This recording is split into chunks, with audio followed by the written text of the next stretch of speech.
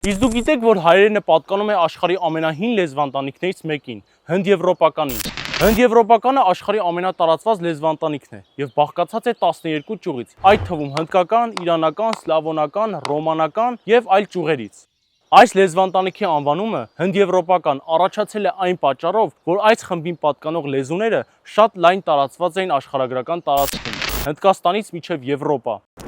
Եվ հայերենը, որն էլ ներառվում է այս լեզվաընտանիքում, չի պատկանում որևէ մեկ այլ ճյուղին, այլ համարվում է առանձին ճյուղ հնդեվրոպական լեզվաընտանիքում։ Այսինքն, օրինակ սլավոնական ճյուղի լեզուներն են ռուսերեն, բելարուսերեն, ուկրաիներեն, կամ օրինակ ռոմանական ճյուղի լեզուներն են իտալերենը, ֆրանսերենը, իսպաներենը, իսկ հայերենը համարվում է առանձին ճյուղ եւ միակ լեզուն հենց հայերենն է։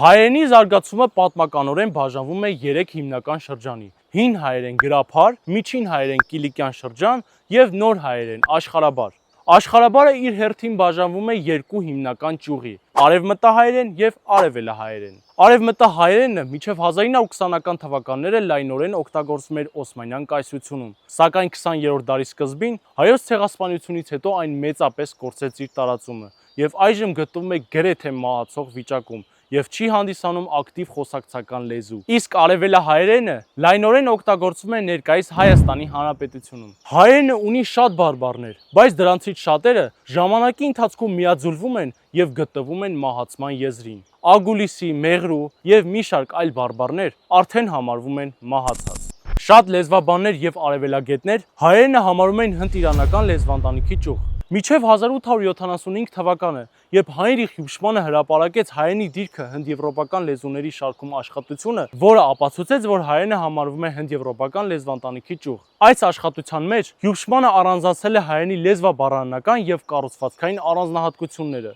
Բա հայերս մի յուրահատուկ լեզու ունենք։ Մենք հազարամյակների խորքից եկած մի ժողովուրդ ենք, որ մեր լեզուն հայերենը ոչ միայն պահպանել ենք, այլ նաեւ հարստացրել ենք։ Դե չմոռանաք բաժանորդագրվել։